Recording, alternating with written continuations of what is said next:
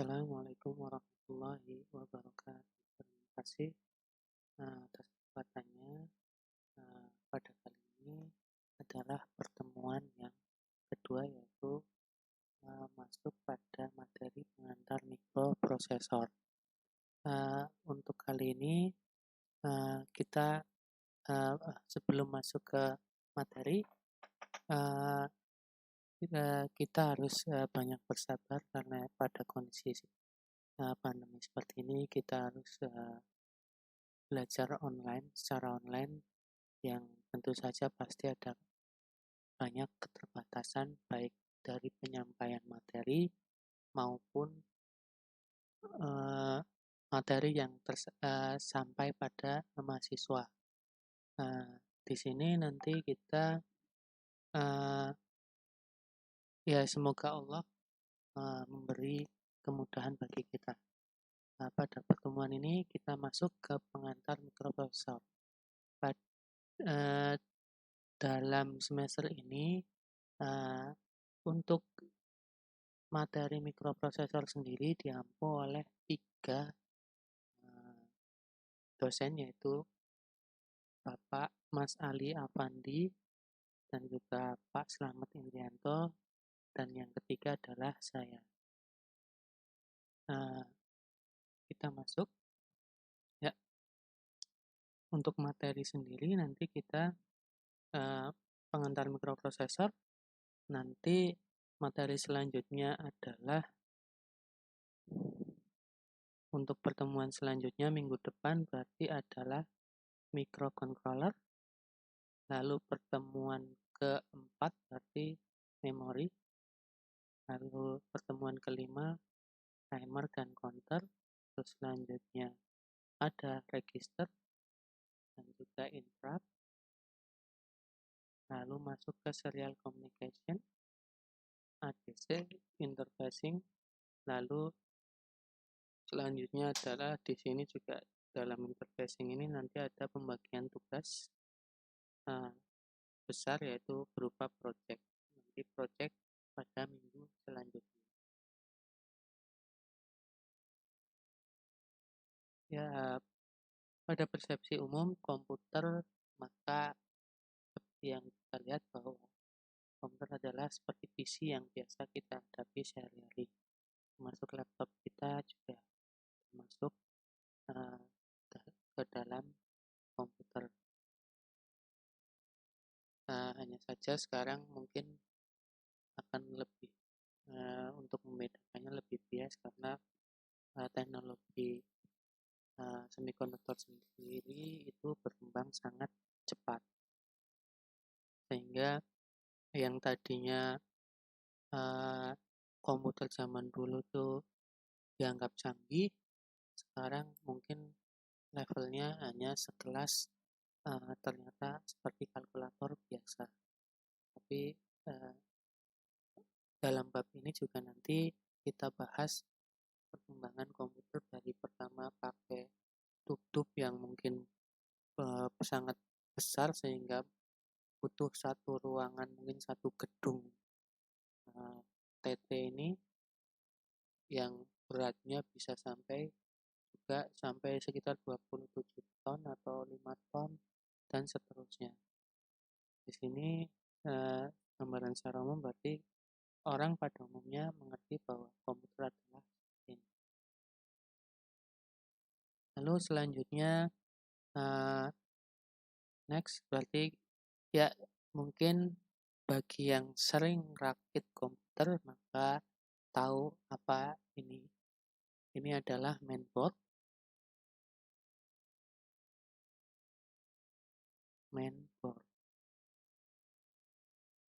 Mainboard ini biasanya ketika kita merakit komputer maka kita membutuhkan mainboard.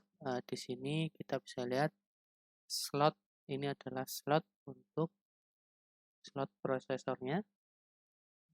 Berarti nanti prosesor kita masukkan ke sini. Biasanya ini sebenarnya berarti ini udah built-in langsung ya.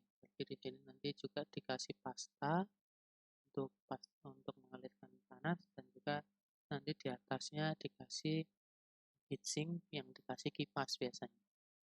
Terus ini adalah peripheral komunikasi di sini, baik ini LAN, ini USB, ini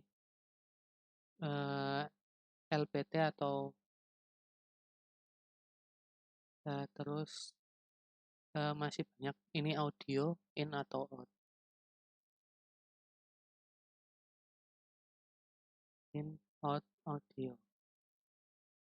Terus di sini kita bisa lihat ada slot RAM. Jadi pada dasarnya mikroprosesor itu dia hanya sebagai pemroses, jadi tidak untuk I/O peripheralnya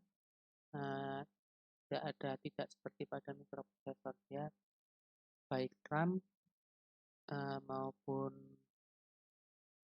maupun peripheral I/O-nya sudah dalam satu chip, tapi mikroprosesor tidak. Ini chipset, menggunakan chipset VIA ini ya. Terus ini adalah slot, ini SATA, ini berarti harddisk SATA. Ini biasanya ini harddisk paralel, harddisk yang masih menggunakan konektor sangat banyak. Ini adalah kabel power.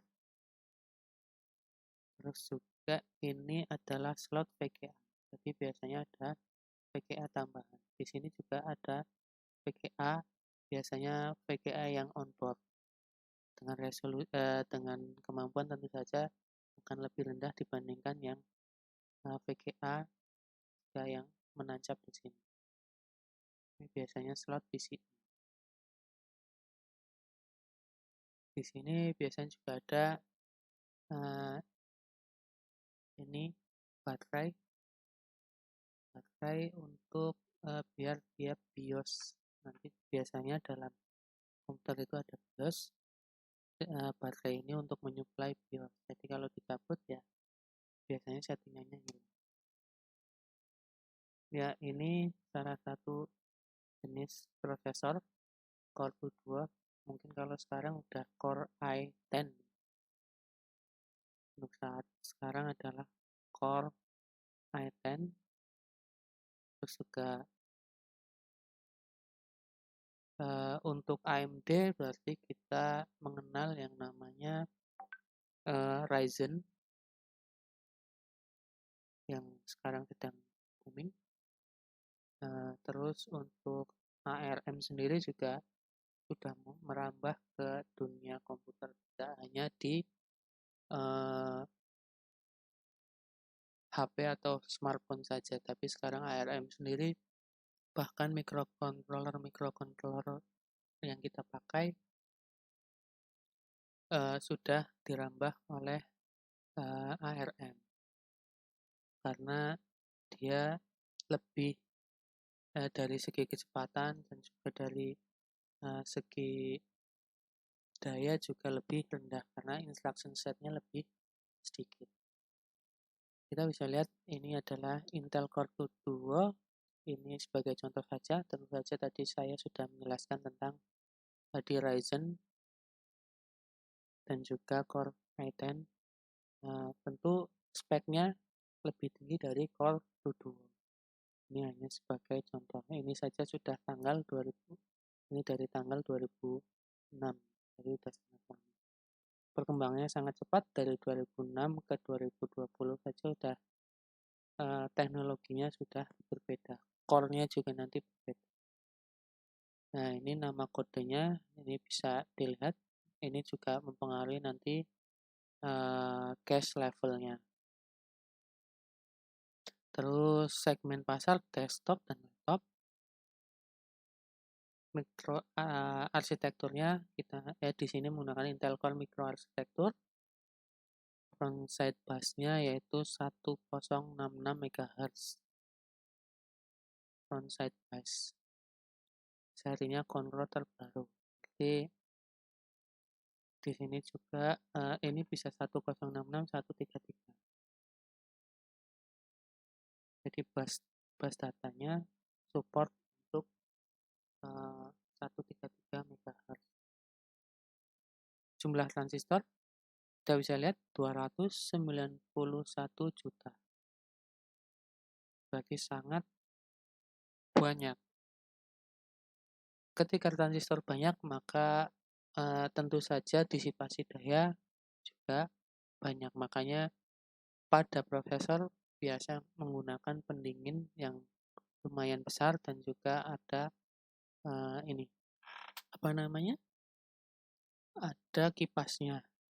Walaupun kalau dalam dunia industri, nanti kalau dipasang di industri, biasanya komputer-komputernya dia tidak menggunakan kipas karena tidak boleh ada sistem penggerak kalau dalam industri tertentu agar lebih aman.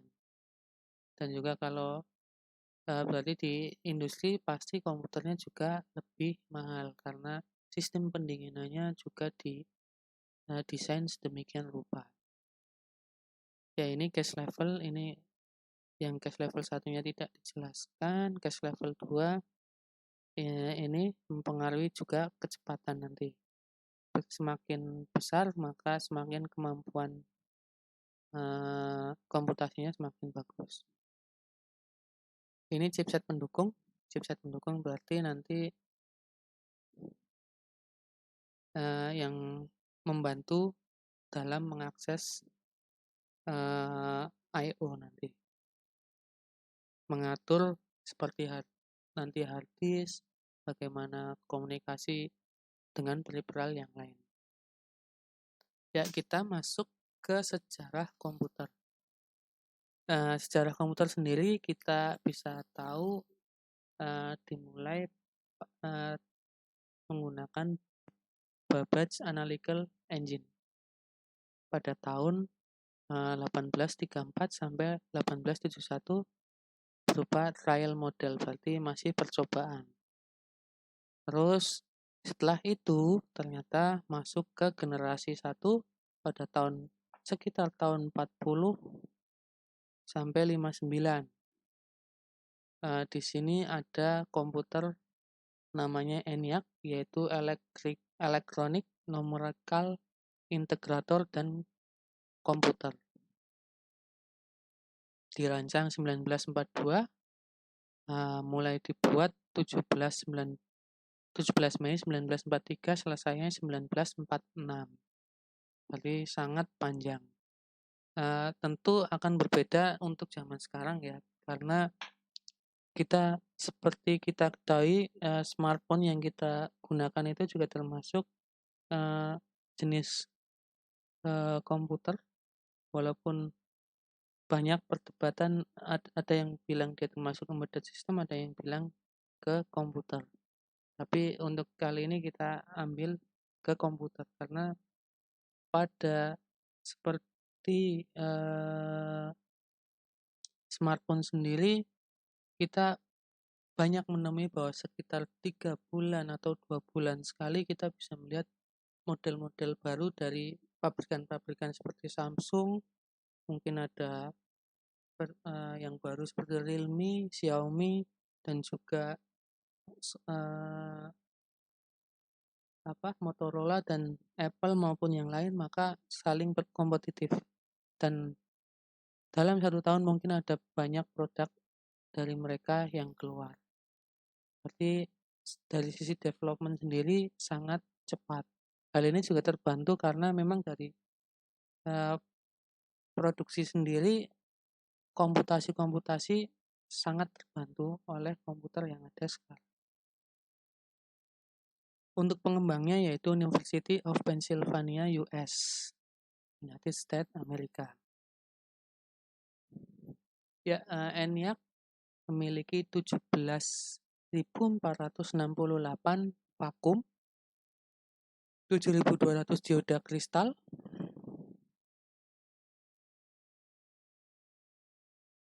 1.500 pemancar, 70.000 resistor, 10 ini harusnya 100.000 kapasitor, dan juga sekitar 5 juta sambungan yang disolder dengan tangan. Beratnya 27 ton. Bayangkan dengan laptop sekarang yang mungkin sangat ringan, maka tentu saja kita harus banyak bersyukur karena diberi banyak kemudahan. Sehingga ya kalau kita ingat pada zaman dulu, maka menggunakan tabung-tabung seperti ini, tabung vakum yang berfungsi seperti kapasitor. Disolder seperti ini solderan semua ini. Di sini solderan menggunakan kabel-kabel dan kita bisa mungkin ya kita banyak bersyukur karena di sisi lain kita juga sekarang dengan adanya wabah seperti ini juga masih bisa terkoneksi dengan internet sehingga kita belajar dengan mudah. Bayangkan zaman dulu masih seperti itu. Tapi kita pun bersyukur juga karena adanya penemuan-penemuan ini terus dikembangkan, akhirnya bisa sampai sekarang dan akhirnya kita bisa masih tetap bisa berinteraksi walaupun dari jarak jauh. Ukurannya adalah 2,4 kali 0,9 kali 30 meter kubik. 30 meter ini ya. Berarti sangat lebar. Sangat luas. Terus ENIAC mengambil luas sekitar 167 meter persegi sebesar rumah orang tua saya ini. Mengkonsumsi energi sebesar 160 kilowatt. Sebesar ini 160 kilowatt. Berarti padahal laptop atau komputer kita bahkan untuk laptop gaming pun paling hanya mungkin 900 watt lah. Kalau laptop kita ya 100 sampai 150 mungkin. Itu maksimumnya. Maka ini energi sangat besar. Penyebabnya apa? Satu, ini adalah luasan lebar. Dengan begitu berarti kabel yang sangat panjang dan akhirnya membuat disipasi daya. Komponen-komponen yang sangat besar juga disipasi dayanya juga sangat tinggi. Sehingga memerlukan energi yang sangat besar padahal komputasinya juga lebih rendah. ENIAC 1 ini kita bisa lihat kabelnya juga berseliweran seperti ini. Kabelnya berseliweran. Dan untuk memprogramnya juga pasti susah. Kemarin sempat saya katakan bahwa dulu pas tahun mungkin 80-an dosen saya itu namanya Pak Prof. Adi Susanto itu kuliah di Amerika Serikat. Itu ada sesi di mana dia dari kampus mengadakan sesi kunjungan ke mainframe zaman dulu, dan orangnya itu untuk memprogram menggunakan bilangan heksa semua. Dan orang itu sangat ahli alamat-alamat registernya dengan bilangan heksa dan menguasai buku yang sangat jadi dia sangat hafal, bahkan bukunya sangat tebal, mungkin berapa ratus halaman. Dia mengerti alamat apa yang harus dituju ketika untuk memprogram sesuatu atau kesalahan sesuatu untuk debuggingnya. ENIAC 2 lebih rapi dan juga lebih simple. Tentu saja komputasinya juga lebih ringan. Lalu untuk memprogram ENIAC kita bisa lihat bahwa di situ ada switch khusus dan juga ada panduan, ada buku panduannya khusus untuk memprogram ENIAC. Lalu setelah ENIAC maka ada pengembangan selanjutnya yaitu dari von Neumann. Nama lengkapnya yaitu John von Neumann. Orang ini adalah orang yang sangat pandai matematika, bisa dikatakan juga jenius, asalnya dari Princeton, mengembangkan teori tentang penyimpanan program dalam makalah. Terus orang ini juga, karena kejeniusannya, dia menunjukkan kelebihan rangkaian berbasis biner dibandingkan desimal. Jadi awal mulanya dari sini. Jadi untuk penjumlahan, perkalian, dan yang lain ketika menggunakan biner untuk komputasi maka akan lebih mudah dibandingkan dengan desimal. Komputer von Neumann sendiri dikembangkan tahun 1952, dan sampai sekarang teori untuk mikroprosesor yang dari von Neumann ini arsitekturnya masih digunakan. Bahkan microcontroller yang sering kita pakai itu ada yang menggunakan von Neumann, ada juga yang menggunakan Harvard. Ini adalah orangnya, von Neumann.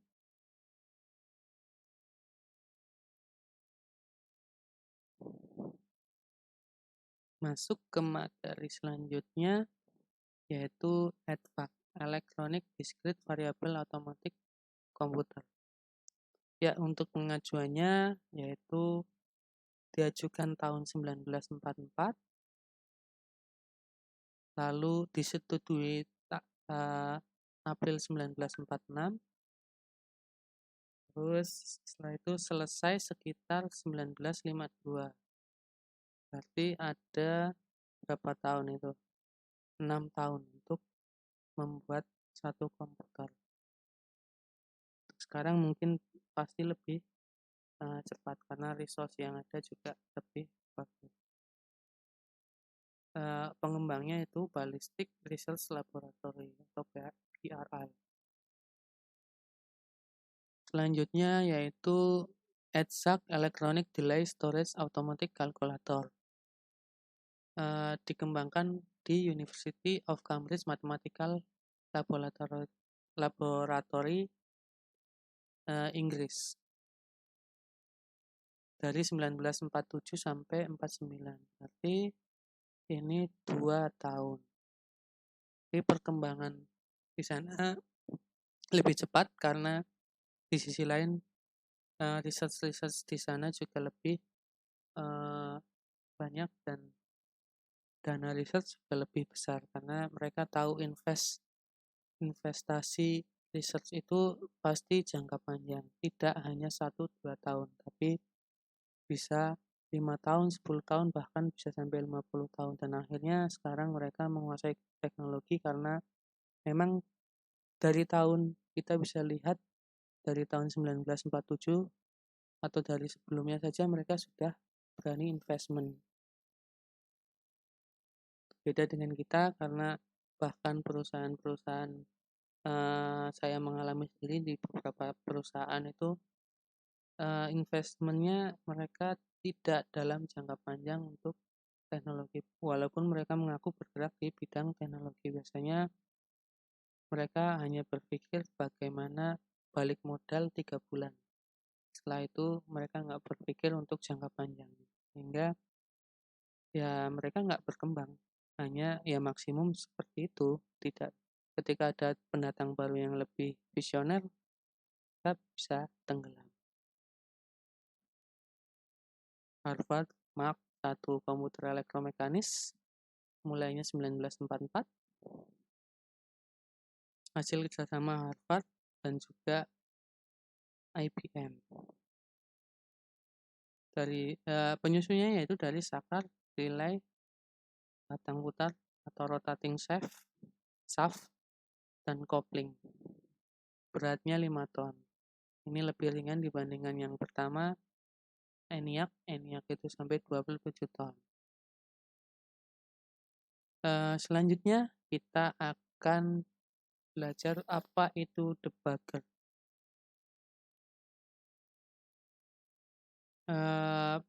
Di sini ada programmer utama pada Mark I, yaitu bernama Grace Hopper, seorang wanita. Pertama sejarahnya itu pertama kali menemukan bug pada komputer, yaitu serangga jadi zaman dulu itu memprogram itu dengan kertas yang dilubangi. Nanti setelah ini kita akan melihat kertasnya itu dilubang-lubangi. Jadi mengetahui dia logika 1, 0 itu dengan kertas yang dilubang-lubang. Sejarahnya zaman dulu itu dalam kaset yang dilubang-lubang ini, dalam kertas yang diputar terus ada lubang-lubang ini, biasanya program ini berjalan dengan lancar. Tapi tidak biasa-biasanya ternyata kok hasilnya beda dan selalu error terus.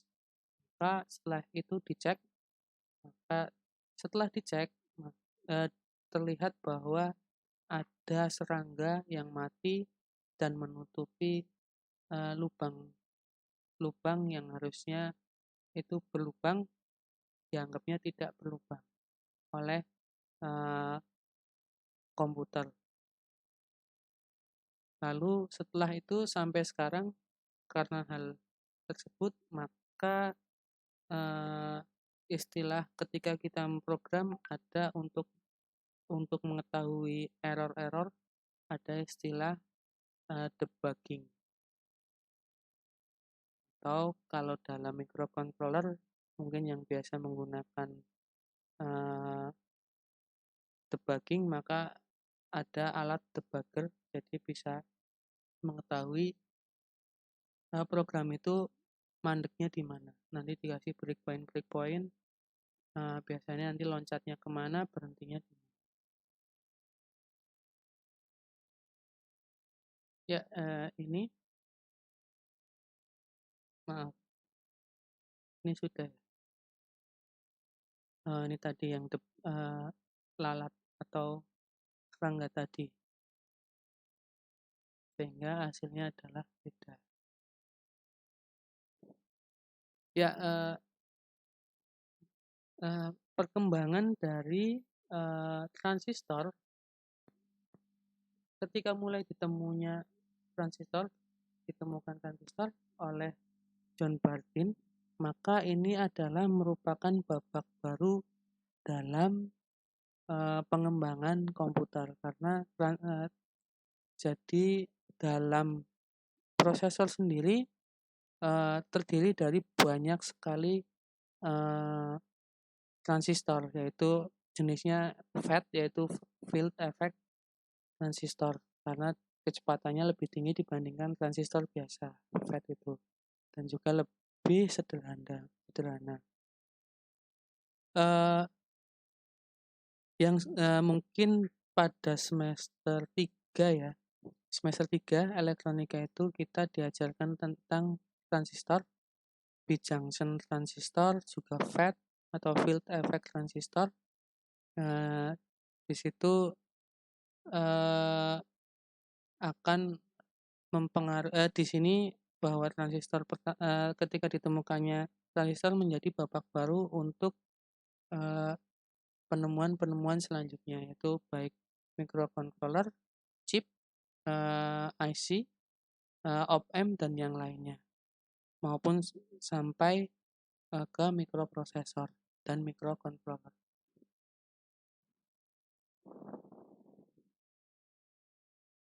Ya, mainframe. Ini pada zaman dulu mainframe seperti ini.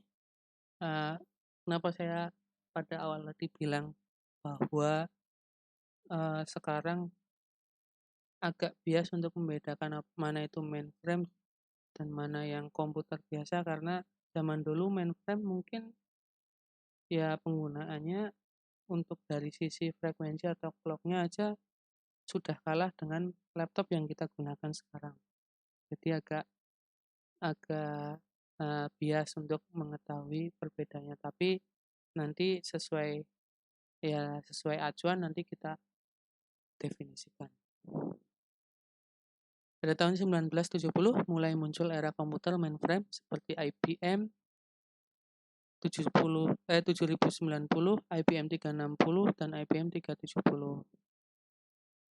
Interaksi dengan mainframe itu ada dua. Yang pertama time sharing berarti komputer memberi user slot waktu secara bergantian. Berarti kalau zaman sekarang berarti time sharing itu sebenarnya juga digunakan pada eh, operating system karena saking clock-nya sangat tinggi, jadi kita tidak merasa bahwa itu sebenarnya time sharing.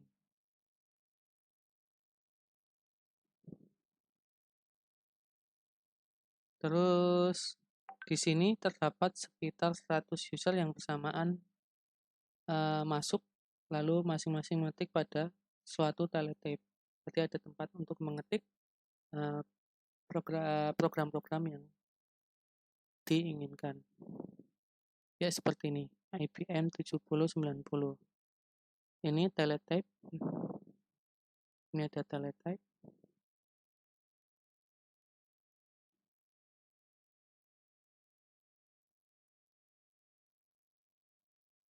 Selanjutnya ya berarti tadi bisa dikatakan sampai 100 user. Maka untuk mainframe zaman sekarang akan lebih tinggi lagi.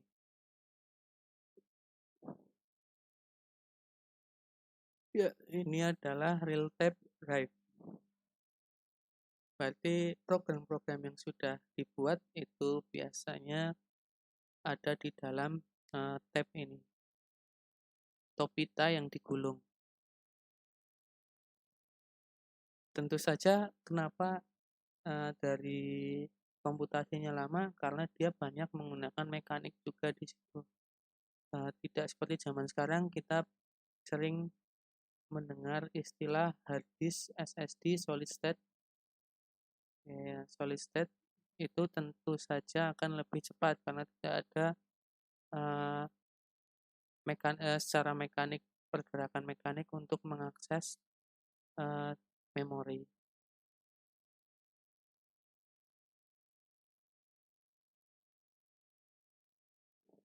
Ya, ini adalah paper tape tadi yang seperti saya jelaskan sebelumnya tentang debugging atau debugger. Zaman dulu sistemnya adalah seperti ini. Untuk logika 01-nya yaitu lubang dan tidak lubang. Ya, ini seperti ini.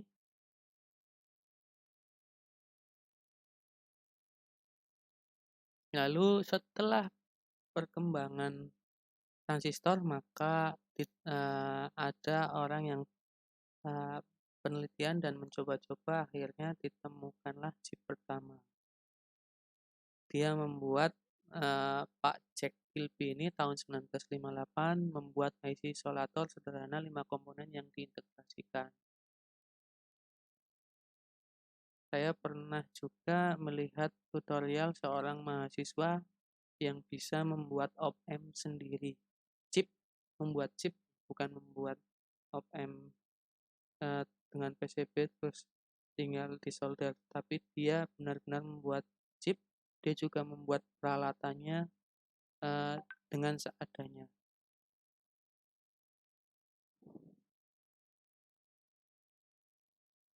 Mikroprosesor pertama pada 15 November 1971. Berarti perkembangannya tadi sekitar 30 tahunan ya, dari tahun 40 atau 30-an, 40 tahun lebih baru ada yang namanya mikroprosesor pertama, yaitu namanya mikroprosesor 40044 bit ya, berisi 2300 transistor dan juga dapat mengolah 4 bit informasi pada kecepatannya sangat masih rendah zaman dulu. Tapi dengan adanya penemuan ini kita bisa menikmati prosesor-prosesor dengan kecepatan yang sangat tinggi.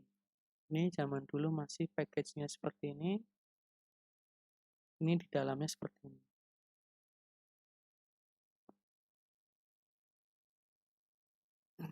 Untuk zaman sekarang bahkan seperti node MCU mungkin bisa sampai 200 MHz, padahal juga lebih kecil. Selanjutnya adalah Intel 4004. Awalnya 4004 digunakan untuk kalkulator saintifik merek Fujicom. Kemudian insinyur Intel menyadari bahwa bisa digunakan untuk multi purpose atau tujuan yang lebih banyak. Di situ maka terlahirlah mikroprosesor pertama. Kemasannya dalam DIP. DIP itu dual in package. Masih banyak komponen-komponen sekarang menggunakan dual in package, walaupun sekarang lebih banyak SMD, bahkan ada yang BGA. Nanti bisa saya jelaskan mungkin pertemuan-pertemuan selanjutnya. Jumlah kakinya ada 18 buah, hanya bisa berantar muka dengan IC lain dalam perangkat ini. Program hanya bisa dilaksanakan dalam ROM, berarti sangat terbatas. RAM-nya hanya untuk menyimpan data sehingga susah untuk mengubah program. Selanjutnya Intel 8008. Jadi dari tadi 4 bit terus berubah ke 8 bit, yaitu menjadi Intel 8008 mulai 1972. Tadi berarti tahun berapa? Selang 1 tahun perkembangannya sangat cepat, mulai sangat cepat. Selang 1 tahun dia bisa membuat yang 8 bit. Selain itu dia juga clock-nya atau frekuensinya nambah. Kita bisa memaklumi bahwa Intel sendiri sekarang masih menguasai pasar dari teknologi mikroprosesor di sini, karena dia sendiri mulainya sekitar tahun 1970-an. Berarti sebelumnya juga mereka sudah ada riset tersendiri, sehingga mereka bisa stabil sampai sekarang, walaupun ada isu bahwa mikroprosesor dari Intel sendiri pengembangannya sudah agak mentok dan mulai tersaingi dengan AMD Ryzen dan juga ARM. Tapi hal seperti ini hal yang biasa lah, roda berputar pasti akan ada masanya dia juga turun, walaupun nanti juga bisa naik lagi. Pada intinya ketika kita bisa melihat bahwa belajar di sini, kita itu jangan pernah menyerah, karena mulailah lebih awal untuk belajar, dan juga pasti ada gunanya ketika kita belajar. Karena apa?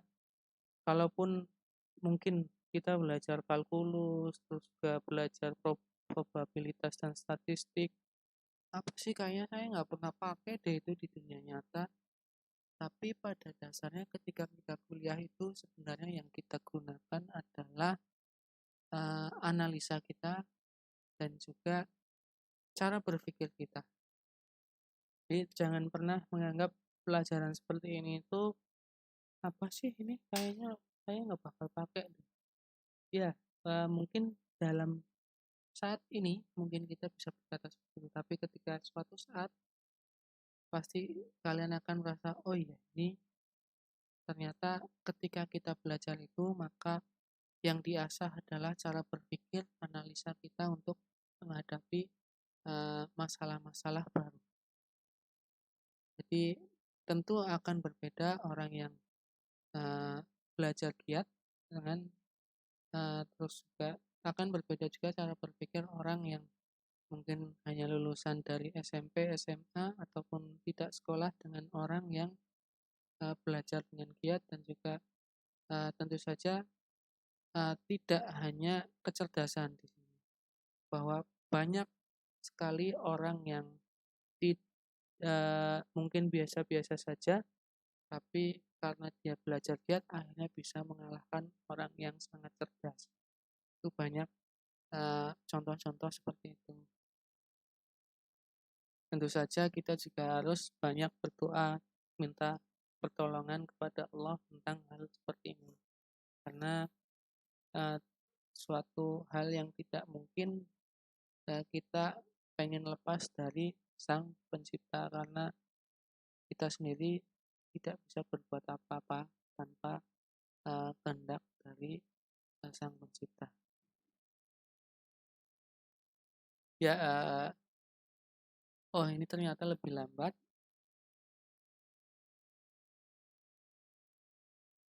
Maaf tadi revisi, ini ternyata lebih lambat. Yang tadinya 700 MHz 700 kHz sekarang hanya 0,5 MHz. Tapi dia kelebihannya adalah dapat memproses 8 bit data. Ya, dirilis tahun 1974. Intel 8080 itu memiliki kaki 40 pin, terus juga mempunyai memori sebesar 64 KB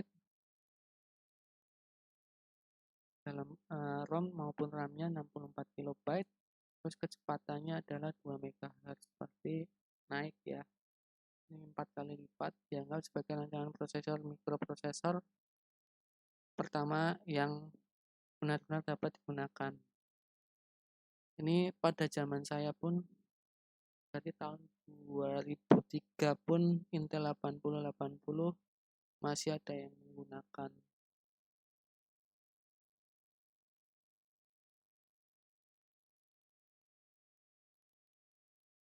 Ya, selanjutnya adalah Z80 buatan Zilog.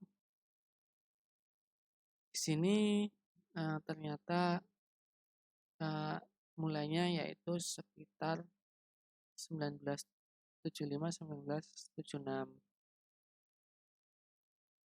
Penyempurnaan dari 8080 Intel. Instruksinya lebih besar, kemampuan lebih tinggi, perangkat kerasnya lebih sederhana. Mendukung juga untuk perangkat lunak. Kecepatannya lebih tinggi, yang tadi cuma 2 MHz, sekarang 2,5 bahkan 4, ada yang sampai 6.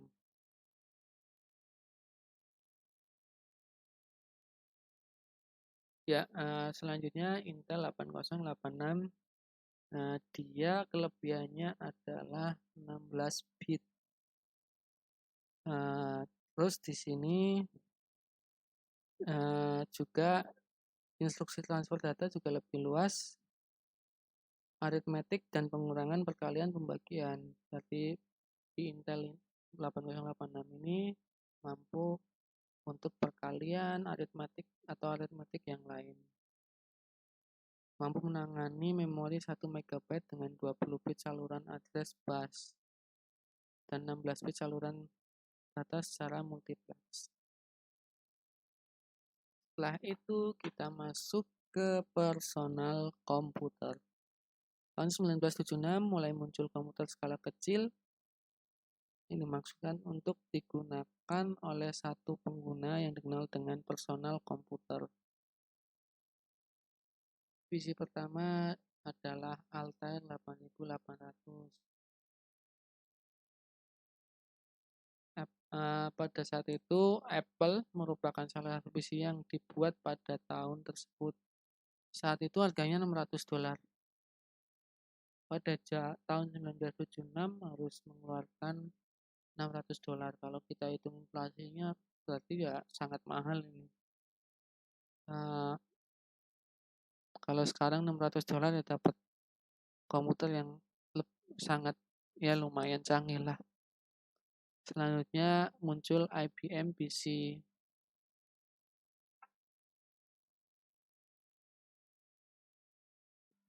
Ya, Altair 8800. Ini penampakannya.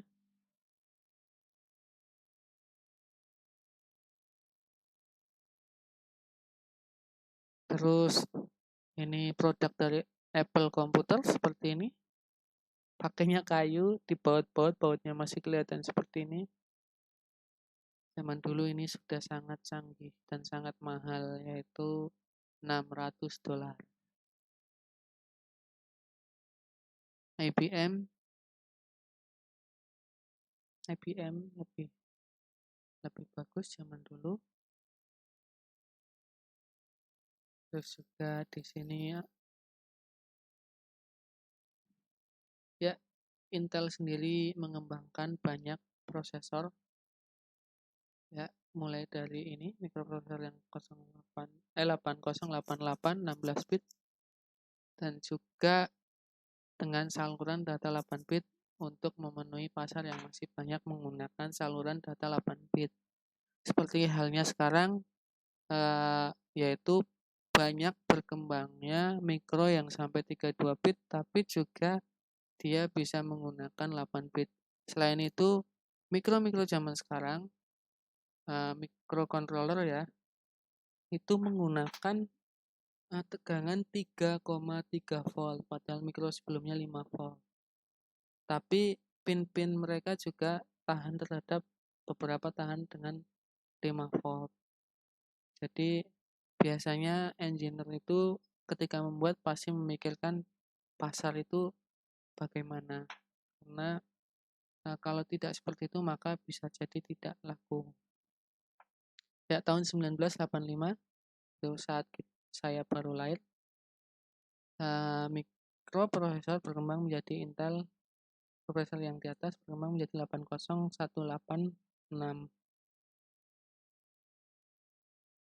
dan 80286 lebih banyak instruksi dan dapat mengakses memori lebih besar. 1981 IBM membuat mikrokomputer dengan Intel 8088 sebagai CPU-nya, Central Processing Unit. Pada tahun 1985, maka Intel 32 bit mikroprosesor 80386 diluncurkan. Ya, ini kita bisa lihat evolusinya dari mikroprosesor Intel. Dari dulu itu hanya 2 MHz dan juga di sini tahun 1974 transistornya 6000, clocknya 2 MHz. Ini juga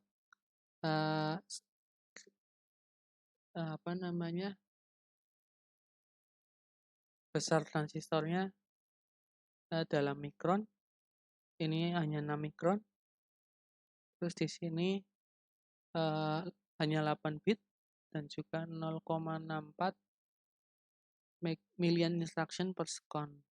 Sampai Pentium 4 pada zaman 2004 kita bisa lihat sudah 125 juta transistor dengan 0,09 mikron, sangat kecil, kecepatannya 3,6 GHz, support dengan 32 bit dan 64 bit bus, jalur 64 bit dan 32 bit.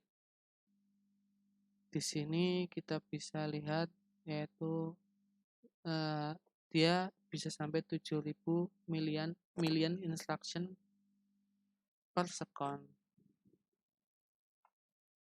Ini perkembangannya baik dari transistor, single grid performance, juga frekuensinya, typical power, berapa wattnya, juga logik course-nya ada berapa.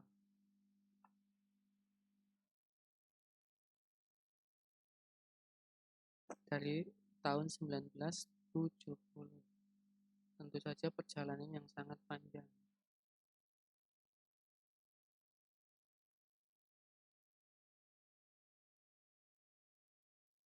Ya, hierarki komputer sendiri ada superkomputer, mainframe komputer, mid-range komputer, juga biasa disebut mini komputer, workstation, mikrokomputer. Superkomputer sendiri berarti dia levelnya di atas mainframe komputer, terdiri dari beberapa mainframe komputer.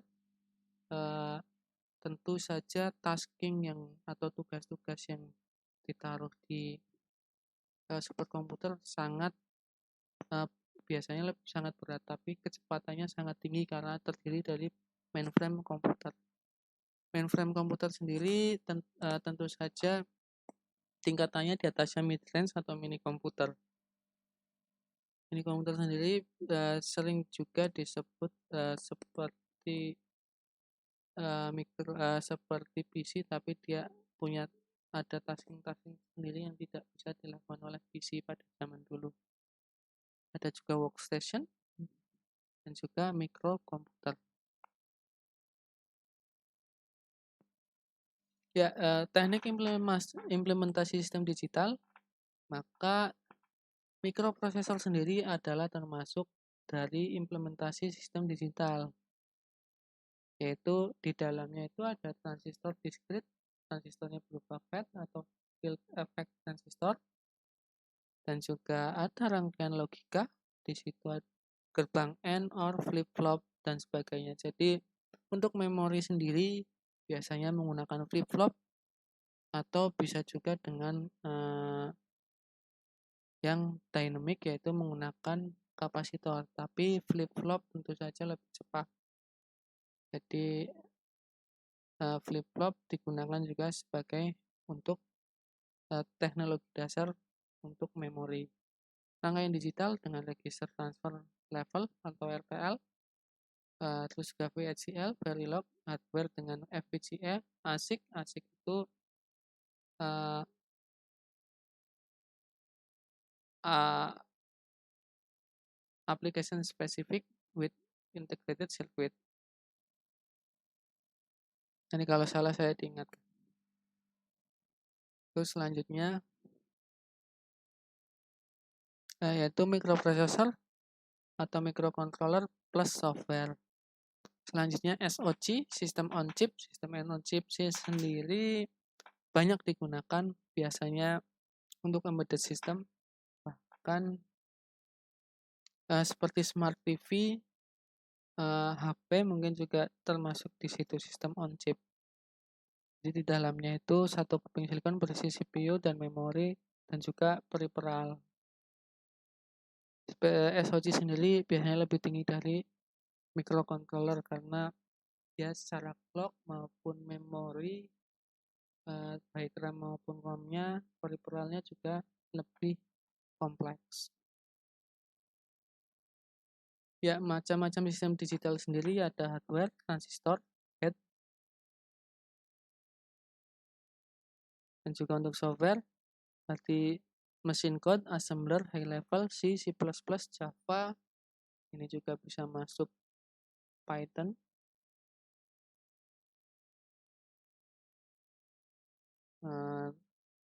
Dan lain-lain. Masih banyak lagi seperti Pascal dan yang lain juga masuk di sini. Visual Basic, berarti bukan visual ya, Basic dan yang lain-lain. Ya, mikroprosesor. Untuk mikroprosesor sendiri adalah suatu chip IC integrated circuit. Di dalamnya itu ada arithmetic logic unit dan juga ada rangkaian control unit dan register-register. Berarti pada mikroprosesor di dalamnya, maaf,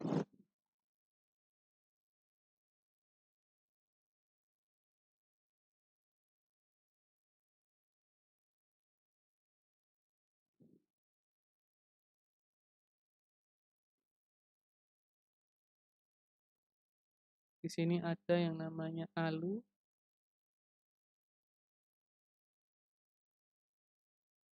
dan juga ada CU. Jadi di sini ada CU atau Central Processing Unit. Sedangkan Arithmetic Logic Unit sendiri digunakan untuk menyediakan fungsi pengolahan, yang CU sendiri untuk mengontrol fungsi prosesor, dan juga ada register. Register digunakan untuk penyimpanan sementara dalam mikroprosesor.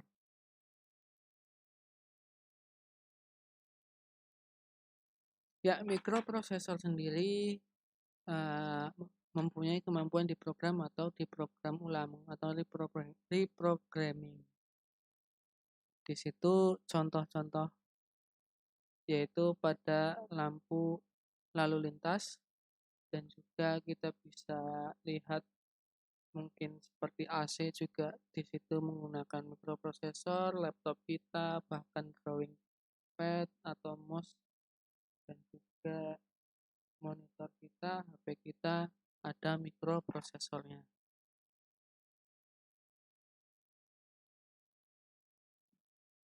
Bahkan untuk yang aplikasi yang lebih canggih seperti HP Android kita, maka biasanya up, untuk update programnya sendiri bisa lewat internet, tidak harus dikoneksikan dengan program atau kabel USB.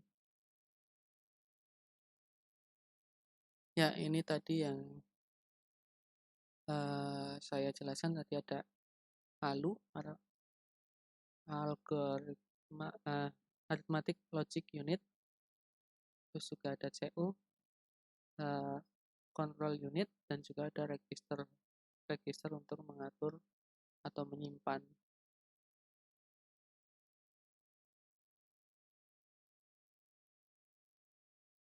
Ya, untuk microcontroller sendiri, maka di dalam microcontroller itu ada yang namanya mikroprosesor. Di situ juga ada memory unit, ada juga I/O unit, ini memory unit, I/O unit, dan juga timer counter. Bedanya dengan prosesor adalah ini. Jadi pada microcontroller di dalamnya ada mikroprosesornya. Dan juga selain itu ada memory unit, ada I/O unit, dan juga timer counter. Ya, ini contoh mikroprosesor pada zaman dulu. Nah, ini AMD zaman dulu juga 5 MHz 40 pin keramik, dan juga ada Intel, ada Cyrix. Cuma sekarang udah saya nggak pernah lihat lagi Cyrix. Nah, ini perkembangannya Intel Pentium.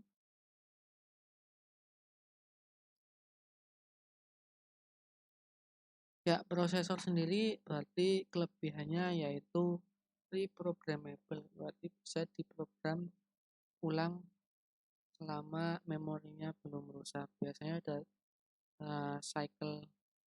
life cycle-nya ya, yaitu mungkin berapa ribu kali programmable programming, yaitu terus rangkaian lebih terintegrasi, kompak, sederhana, lebih simpel pada intinya.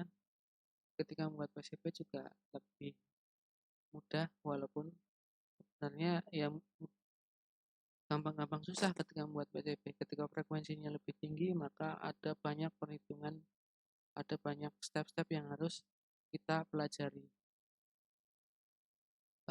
Selain itu pengembangannya juga lebih fleksibel karena satu mikroprosesor ini bisa digunakan untuk banyak pengembangan, baik untuk software atau hardware yang lain. Tinggal nanti dikoneksikan dengan apa. Kelemahan, maka tadi bahwa pemrograman mikroprosesor sendiri ketika dimasukkan ke chip, dia mempunyai life cycle. Jadi bisa saja ketika bisa juga rusak atau kalau dalam hard mungkin bad factor ya, atau memorinya ada beberapa yang rusak. Terus juga selain itu kerusakan program atau mungkin ya ada beberapa hal yang membuat rusak program juga menyebabkan sistem yang bisa macet atau ngaco. Juga bergantung dengan software, sensitif terhadap draw. Makanya tadi saya juga jelaskan bahwa membuat PCB-nya itu juga gampang-gampang susah, terutama ketika dikoneksikan dengan signal analog. Ketika digital dan analog digabungkan, maka ada aturan-aturan yang harus dipatuhi sehingga munculnya draw bisa sangat diminimkan. Cepat usang, salah satunya yaitu cepat usang karena perkembangan dari mikroprosesor sendiri sangat cepat.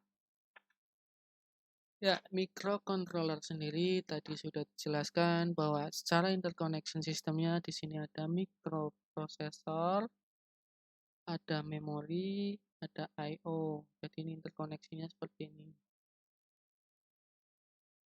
Ini dari peripheral. I/O itu dari peripheral masuk dan keluar. Ini in, on. Contoh peripheral masuk berarti ya bisa pin digital biasa. Misal button dipencet berarti itu 1010 saja, atau pin paralel, data paralel 8 bit atau 16 bit, atau serial kita sering pakai yaitu UART yang mungkin sudah mulai ngoprek-ngoprek Arduino dan yang lain. Kita sering gunakan UART. Juga ada serial I2C, SPI, Quad SPI, ada juga Octa SPI, dan seterusnya.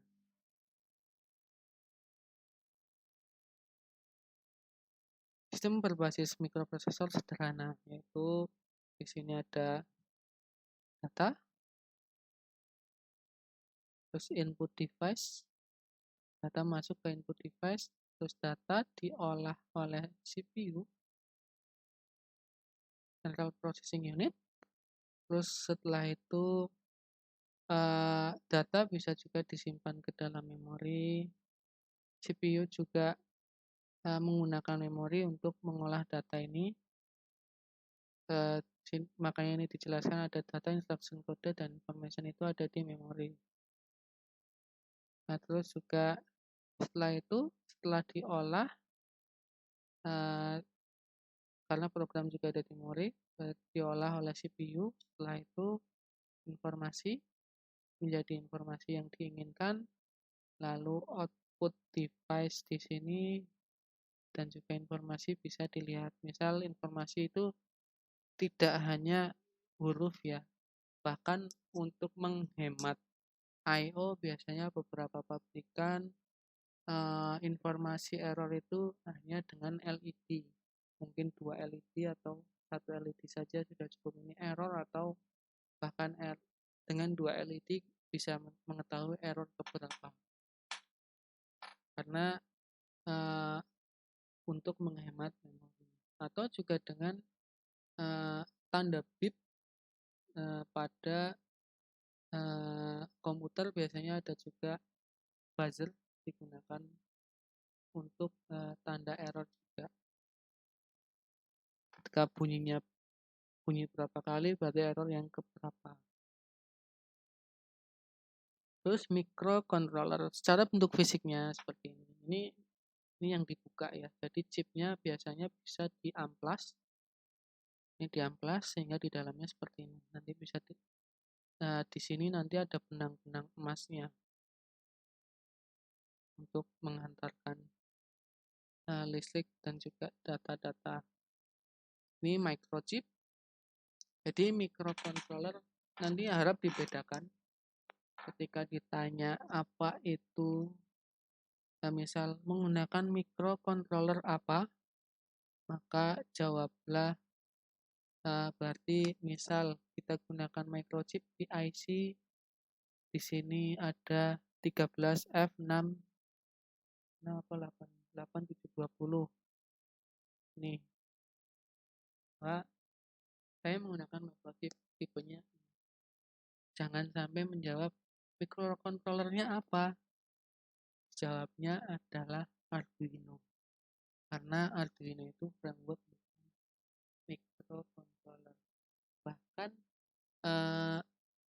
microchip sendiri ada yang dibuat dengan framework, maksudnya frameworknya Arduino frameworknya dimasukkan ke microchip.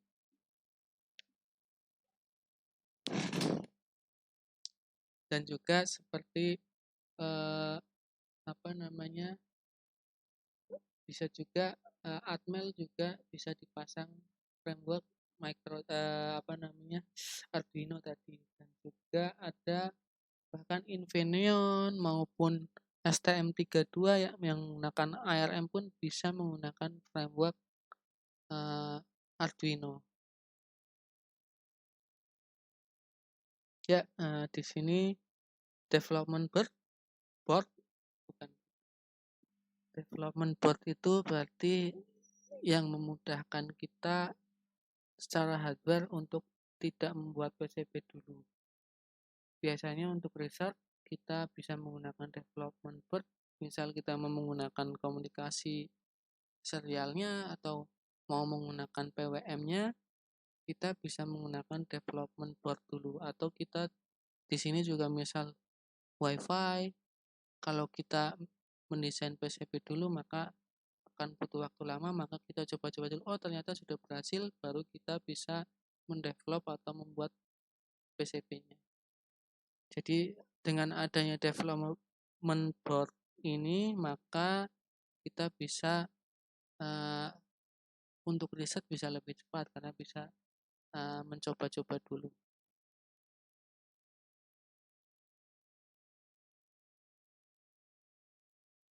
Ya, arsitektur sistem mikroprosesor. Di sini ada komponen utamanya yaitu CPU, memori, dan juga I/O dan bus.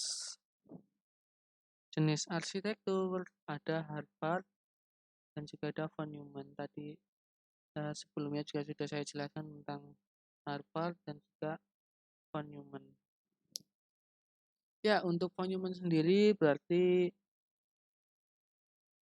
untuk instruksi dan data dari satu memori. Tapi di sini juga limit operating bandwidth. Di sini 8 bit ya, tapi untuk perkembangannya yang di ARM bisa sampai 32 bit. Terus memiliki 2 memory space untuk instruksi dan data, berarti terpisah. Untuk instruksi dan data memorinya terpisah. Terus selanjutnya Harvard sendiri di sini ya bisa, kalau ini bisa sampai 16 bit. Terus juga increases throughput dan juga different program data dan bus width are possible. Ya, kita bisa lihat arsitektur dasar dari mikroprosesor yaitu operasi perpindahan data, aritmatik, logika, pengendalian I/O. Jadi CPU sendiri dia mengakses yang namanya bus data, ini bolak-balik ya. Jadi, terus juga dia bus alamat, dia mengakses bus alamat dan juga bus kendalinya. Berarti kontrol unitnya. Dan juga di sini seperti memori, ROM dan sebagainya. Ini juga terhubung dengan bus data yang terhubung dengan CPU. Selanjutnya yang dari CPU ini juga bus alamat bisa mengirimkan ke memori. Jadi bus alamat apa? Dan juga bus kendali. Input output juga di sini juga biasanya juga memiliki namanya register untuk diakses.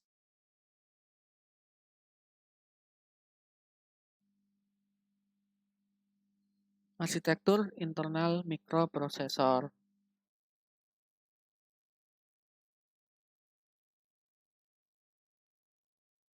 Ya, arsitektur internal mikroprosesor sendiri yaitu tadi arithmetic logic unit itu menangani operasi aritmatik dan logika.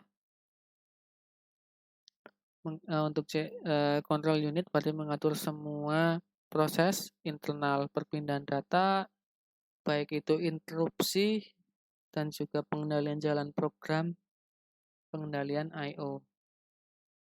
Untuk register sendiri biasanya dapat diakses dengan sangat cepat.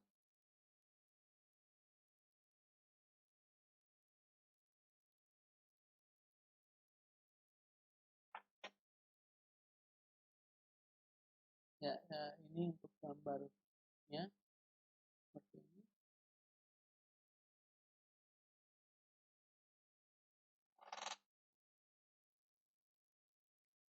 Selanjutnya yaitu macam-macam komputer. Tadi superkomputer, kemampuan komputer umumnya paralel CPU, terus mikroprosesor itu CPU, memori, I/O terpisah. Untuk microcontroller berarti CPU, memori, I/O dalam satu chip. DSP, Digital Signal Processing, dilengkapi instruksi khusus untuk pengolahan signal digital. Dan untuk microcontroller zaman sekarang yang keluaran terbaru, kecondongannya adalah memiliki kemampuan digital signal processing. Dan sekarang juga sangat murah ya, paling 100.000 sudah dapat microcontroller yang digital signal processing, dan biasanya minimal 70 MHz ke atas lah. Ya, macam-macam memori sendiri, yaitu ada volatil. Volatil sendiri ada static RAM, dynamic RAM. Untuk static RAM sendiri kelebihannya adalah dari segi kecepatan. Ini lebih lamban, tapi dia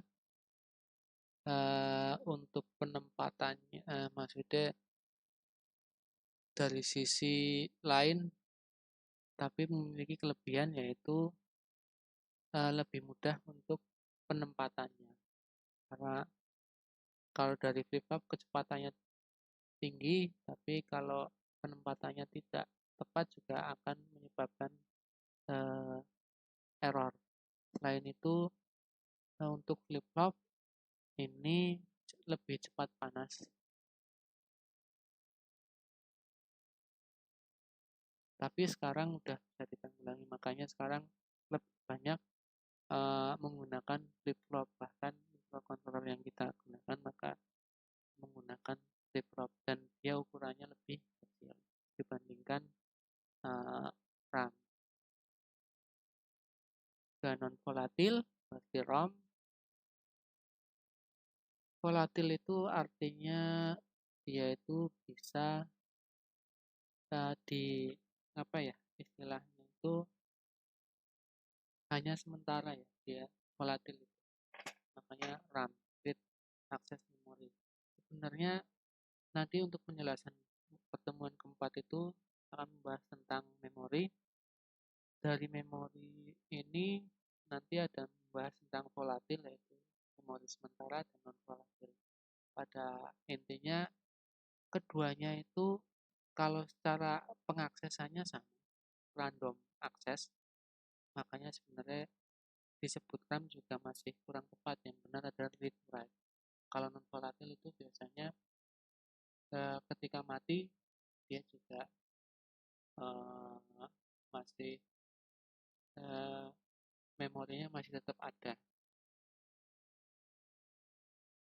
ROM ini diprogram ya di pabrik, dan biasanya zaman dulu ROM itu ya sekali program, tapi terus akhirnya dikembangkan menjadi, nah ini masih satu kali di sini PROM.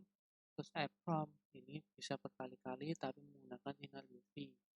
Ini masih tahun 90-an kita untuk memprogram microcontroller kita menggunakan sinar UV, dan ketika tidak hati-hati bisa membuat rusaknya mata. Dan jadi ketika untuk menghapus, maka harus, bahkan dosen saya pernah kejadian ketika menghapus ya harus bolak-balik kampus berapa kali. Jadi dia dulu kuliahnya di Undip, tapi yang punya yang punya alat untuk menghapusnya itu ada di Polinesia. Jadi dia harus, kalau program ya harus benar-benar memastikan itu programnya berjalan, dan semakin lama memorinya itu semakin lemah. Terus ada EEPROM, Electrical Erasable Permanent Read Only Memory, dihapus dengan tegangan biasanya lebih tinggi. Nah, untuk sekarang maka lebih enak lagi, yaitu menggunakan flash.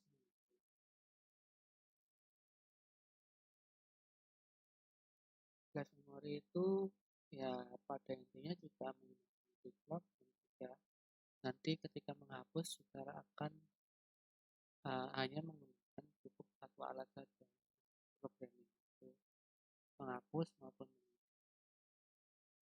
tidak seperti final UV. Ya, ini RAM, static RAM. Static RAM sendiri di sini kita bisa lihat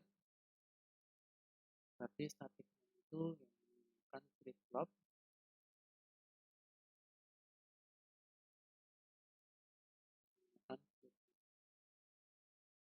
Terus di sini menggunakan yang namanya pasif.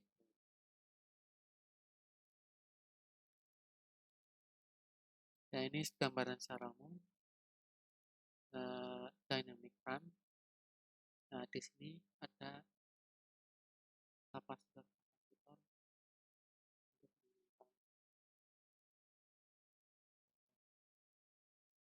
untuk cara bagaimana menyimpan dan menghapus nanti akan dijelaskan pada pertemuan keempat.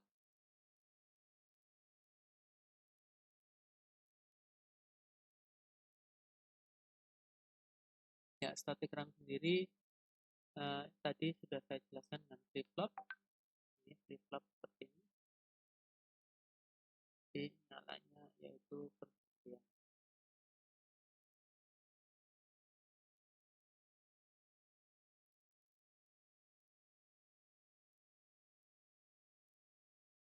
Ya, ini static RAM flip-flopnya. Nah, flip-flop sendiri biasanya bisa kita buat dengan rangkaian dua transistor ya. Yang di situ juga ada kapasitornya, jadi menentukan berapa lama nyalanya. Kalau ini karena untuk contoh mikroprosesor maka menggunakan 4 transistor.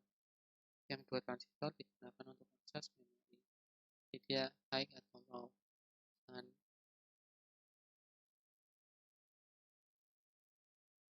Sedangkan yang 2 untuk flip-flopnya.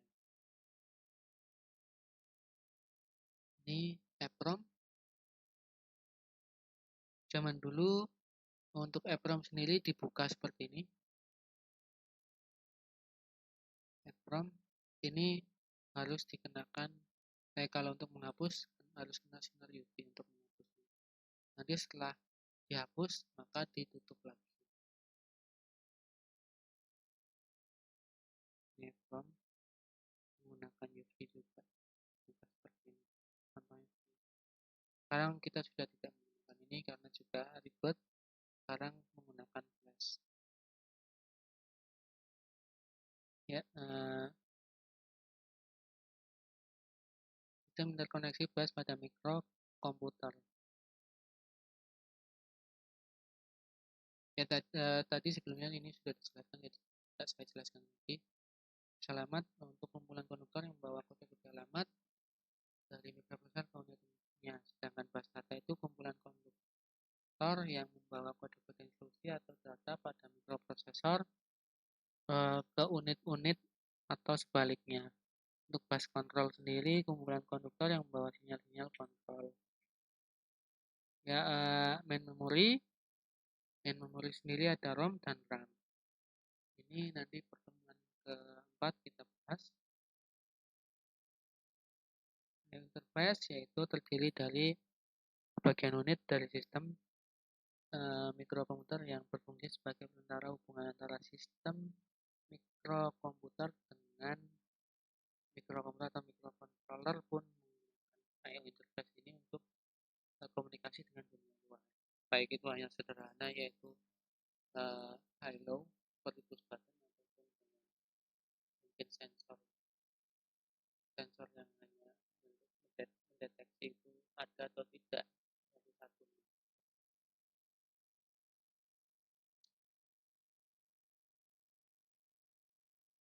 Ya, untuk peripheral sendiri penjelasannya di sini yaitu peralatan di luar sistem mikrokomputer yang dapat berhubungan dengan sistem mikrokomputer antara lain monitor, output, printer, output, keyboard sebagai input. Ya, seperti ini. Nah, ada monitor, peripheral. Ini peripheral input, ada disk, peripheral input dan output, di input bisa juga kalau ada RW-nya read write berarti dia input dan output, hard disk input output. Ini board system interkoneksi. Ini adalah yang sebelumnya saya jelaskan berarti mainboard.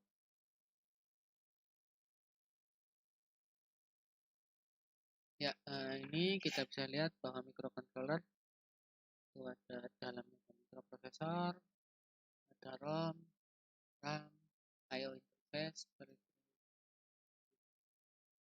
Ini kita bisa lihat mikroprosesor itu berarti dia bisa mengatur yang namanya bus alamat, bus data maupun di sini juga mikroprosesor nanti diatur oleh control unit. Di sini juga mikroprosesor mengatur bus control.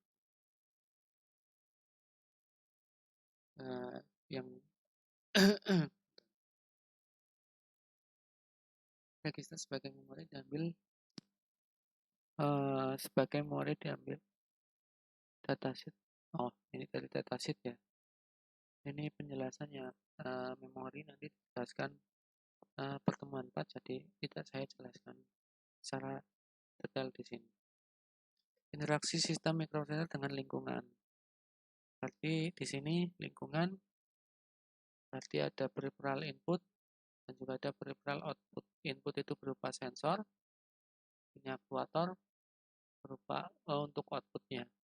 Aktuator sendiri bisa berupa motor,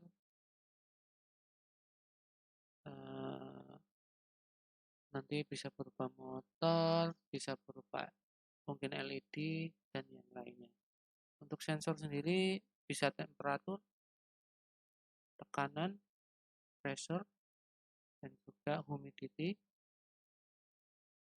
dan yang lain.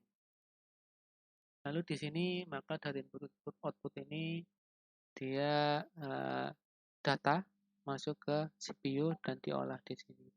Atau sistemnya nanti ada namanya direct memory access ya. Kalau direct memory access berarti dia bisa langsung ke CPU atau masuk ke I/O yang lain, peripheral yang lain.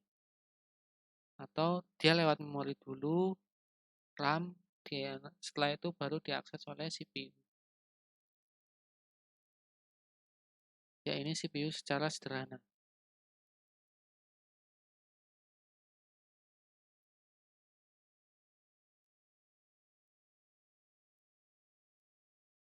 Ya, untuk AVR sendiri maka seperti ini. Ada yang namanya ini arithmetic logic unit, ada status register. Di sini general purpose register, ada RAM, stack pointer juga digunakan, program counter, berarti ini timer counter nanti dipakai, program flash, berarti flash memory digunakan untuk menyimpan program yang kita buat, instruction register juga instruction decoder, lalu control line juga. Memori SRAM tipe 6264. Ini berarti untuk digunakan sebagai 3-state buffer. Arsitektur AVR ya nanti mungkin dijelaskan untuk karena arsitektur nanti juga berbeda-beda. Juga selain itu penggunaan mikro juga nanti untuk AVR sendiri sudah paling hanya digunakan untuk saat ini yang masih menggunakan adalah Arduino, dan itu pun ya nanti bisa dilihatlah nanti saya mau menggunakan AVR atau yang lain. MCS51 itu berarti penggunaan sebelum penggunanya itu sebelum adanya AVR tadi. Ya, ya untuk decoder 3 bit, maka di sini juga nanti kita belajar yang sedikit tentang bahasa assembly. Ya, ini seperti ini contohnya. Ini menjumlah dua bilangan, langkah simpan bilangan pertama di register A, simpan bilangan kedua di register B, jumlahkan dua bilangan. Maka seperti ini register.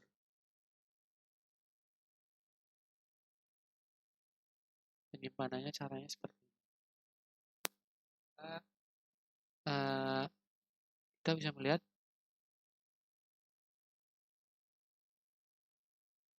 move A ke move berarti C ini dimasukkan ke A, yaitu C nilainya dimasukkan ke B, tapi itu di add, sub, dan di end or maka hasilnya seperti itu.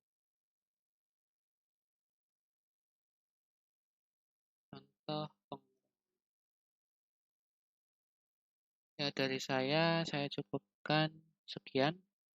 Terima kasih atas perhatiannya, tetap semangat karena ilmu yang kita pelajari insya Allah nanti berguna untuk selanjutnya, terutama untuk biasanya logika-logika yang akan kita gunakan atau analisa-analisa ketika kita di dunia luar nanti. Selain itu yang kita pakai adalah cara berpikirnya, bahwa di sini juga mengajarkan nanti juga ada coding, berarti pemrograman nanti harus secara terstruktur, bahwa itu juga harus nanti menyusun rencana itu harus terstruktur, bahkan dari ketika sebelum tidur sampai bangun tidur itu nanti sampai tidur lagi kita harus terstruktur apa saja yang akan kita lakukan. Terima kasih, semoga Allah memudahkan kita dalam meraih ilmu. Terima kasih dari saya. Wassalamualaikum warahmatullahi wabarakatuh.